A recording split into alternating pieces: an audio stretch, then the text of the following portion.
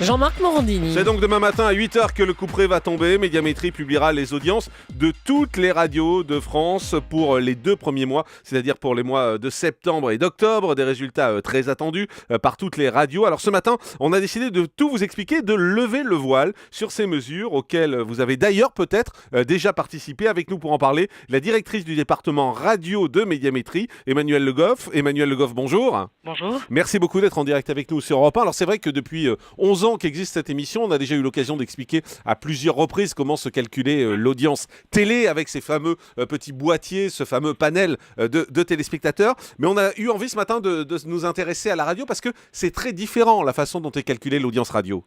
Tout à fait.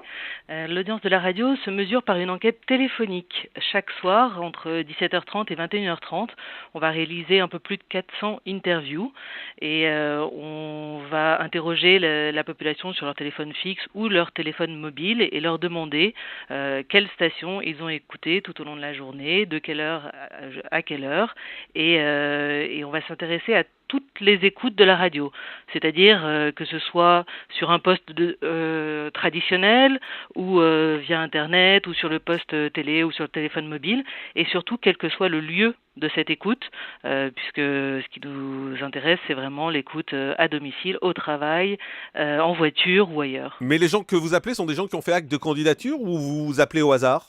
Pas du tout. On est vraiment sur un tirage aléatoire des numéros fixes dans l'annuaire.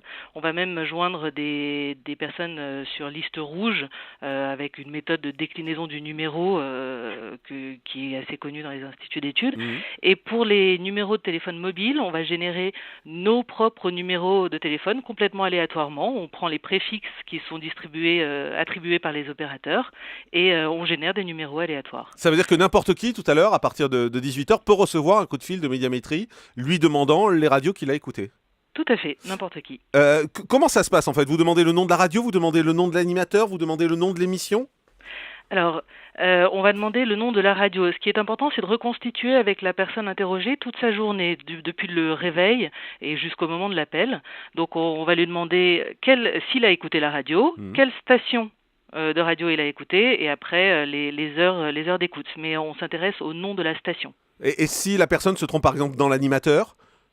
On ne va pas jusqu'à l'animateur. Ah, vous n'allez pas jusqu'à l'animateur, d'accord. Non, on demande le nom de la station. Et les horaires, en fait, c'est ça. Et les horaires. Et c'est comme ça que vous arrivez ensuite à croiser tout ça et à retrouver les noms des animateurs, les audiences de chaque émission. Tout à fait. Combien de personnes sont appelées ? Alors, l'enquête s'appelle la 126 000 radios parce qu'on réalise 126 000 interviews sur toute la saison radiophonique de septembre à juin.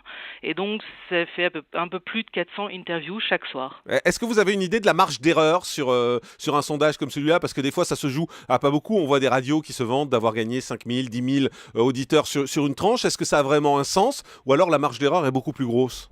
Ah oui, la marge d'erreur, on la connaît précisément selon le nombre d'interviews et le niveau d'audience de la station. Pour un niveau d'audience d'à peu près 10%, on sera à 0,1 près. D'accord, donc une radio qui monte ou qui baisse autour de 10%, de 0,1, ça veut dire qu'elle est quasiment stable, quoi, en fait. Voilà, à 0,1 près, elle serait stable. À 0,2, ça peut commencer à être significatif. Les gens que vous appelez ont quel âge ? Alors, ils sont âgés de 13 ans et plus. C'est une décision du comité radio, c'est-à-dire l'ensemble du marché de la radio réuni en comité au sein de Médiamétrie. Et ce sont les stations, régies, agences médias et annonceurs qui décident de l'âge de la mesure.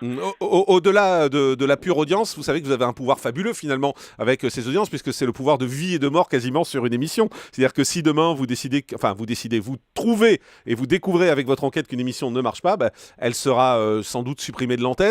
C'est une vraie responsabilité que vous avez dans la méthodologie du coup ?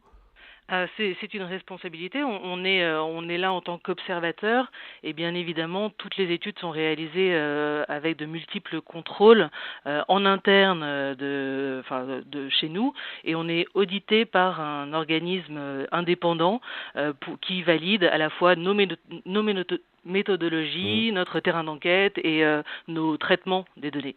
Dernière question, on sait qu'en télé, on a des sondages tous les matins à 9h et on les donne ici sur Europe 1. Pourquoi en radio, c'est tous les 2 mois ou tous les 3 mois et pourquoi c'est pas tous les jours, par exemple ?